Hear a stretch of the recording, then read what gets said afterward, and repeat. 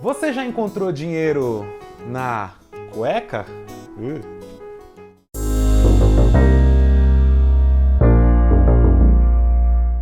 Salve, salve Guarulhos! Eu sou Danilo Martins e esse é o canal Participo. Antes da gente começar o nosso vídeo aqui, eu gostaria de pedir para vocês se inscrevam no nosso canal e dê um like nesse vídeo. Isso é importante para a gente continuar produzindo conteúdo sobre a cidade de Guarulhos e também da política nacional. Mas vamos lá! Essa semana a gente teve um escândalo no Brasil que já ficou muito famoso, porque as pessoas pararam de deixar o dinheiro na poupança. Teoricamente ele colocou na poupança, sim, né? Porque tava ali, né? Como existe a ameaça do nosso ministro da Economia criar um novo imposto, as pessoas já estão começando a se movimentar. E uma movimentação que chamou a atenção essa semana foi o senador Chico Rodrigues do DEM. Isso mesmo, Chico Rodrigues estava tentando se precaver, né? Ele foi alvo de uma ação da Polícia Federal na casa dele, a polícia estava fazendo buscas. Bom, e ao encontrá-lo lá, teve uma coisa que foi muito interessante. A Polícia Federal encontrou 30 mil reais e boa parte desse dinheiro estava na cueca. Cueca, isso, cueca.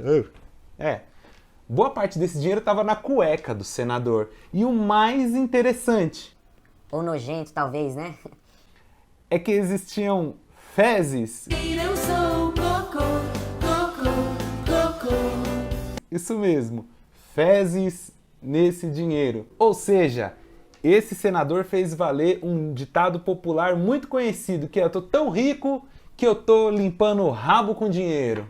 Pois é, senador. Que beleza, hein? Também se eu gugar dinheiro na cueca vai aparecer coisa, né? Se eu gugar, né? Vai aparecer. Mas antes da gente falar um pouco desse senador e dessa situação, a gente precisa lembrar uma coisa, que isso já virou um padrão no Brasil. Em 2005 a gente teve um caso muito semelhante, quando José Alberto Vieira da Silva foi preso em Congonhas pela Polícia Federal com 209 mil reais numa pasta e 100 mil dólares em espécie na cueca. Isso mesmo, esse assessor ele era assessor do deputado José Guimarães do PT. E o que tem de comum nessa situação? Além de saber que a gente tem muitos políticos corruptos e bandidos no nosso Brasil. Infiltrou o dinheiro no cofrinho? Talvez, né? Você precisa entender como é que funciona uma das maiores máquinas de corrupção que a gente tem no Brasil. Você tem, por exemplo, o presidente da República, certo? O presidente da República ele tem um cargo executivo, então ele tem que executar ações, ele tem que destinar verbas, ele tem que criar programas, ele cria grandes obras de saneamento e infraestrutura para o Brasil. Esse é o papel do presidente, ou seja, de um cargo executivo. Porém, muitas vezes o trabalho de um presidente depende de deputados e senadores. Isso mesmo. Por exemplo, promover uma reforma política, mudar a nossa política, ou seja, mudar a quantidade de pessoas que nós elegemos, mudar o formato que nós elegemos, mudar a quantidade de assessores que os políticos têm, cargos comissionados, tudo isso depende do legislativo. Então é por isso que você precisa se preocupar mais com o legislativo. Por quê? Se o executivo não é ele que muda as leis, ele depende do legislativo, ele vai precisar ter uma boa articulação. Como essa articulação acontece? Não sou de fazer, sou de falar. Aê! Valeu, buchinha! Num país democrático, essa articulação ela acontece porque tanto o executivo quanto o legislativo, eles estão preocupados com a população. Então as suas ações devem ser de melhoria para a população. Então por isso essas duas casas precisam conversar. Porque elas estão lá para nos representar e para fazer esse trabalho por nós, pela população. Mas na prática, no Brasil, a gente não elege as pessoas que estão nos representando. Esse escândalo aí da cueca, por exemplo, como é que ele acontece e vem acontecendo no país? O presidente, ele quer fazer uma reforma. Vou colocar aqui como exemplo a reforma da Previdência.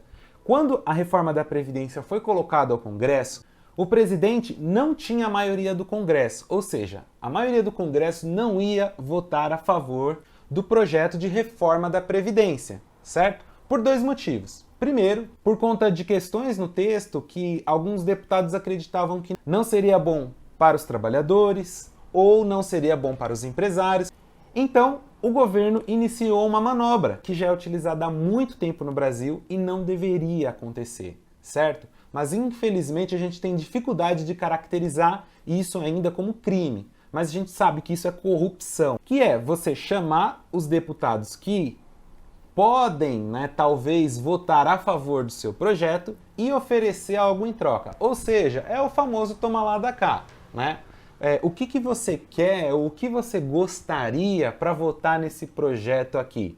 E é neste momento que as portas da corrupção são abertas. Embora a Polícia Federal tenha encontrado um pouco mais de 30 mil reais na cueca do senador, essa investigação da Polícia Federal e da Controladoria Geral da União apura desvios de cerca de 20 milhões de reais em emendas parlamentares, destinadas ao combate à pandemia em Roraima. Agora você consegue entender como é que esse esquema de compra de votos com emendas parlamentares funciona no Brasil? Até esse episódio, o senador Chico Rodrigues era o vice-líder do governo no Congresso. Consegue entender? Você compra parlamentares com emendas ou cargos públicos em troca de apoio no Congresso. É assim que funciona essa máquina.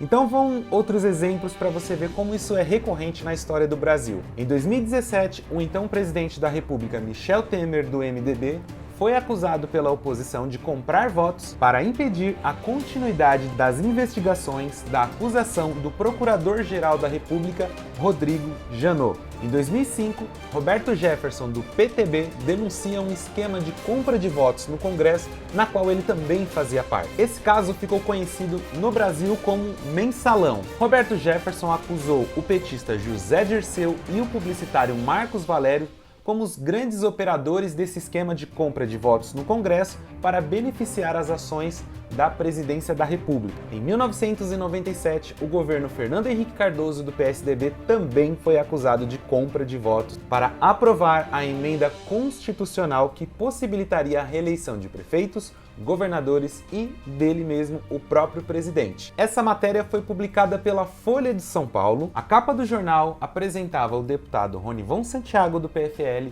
dizendo que votou a favor da emenda por 200 mil reais. Em 1993, a revista Veja denuncia um esquema de corrupção no Congresso que vai ficar conhecido como a CPI dos Anões do Congresso.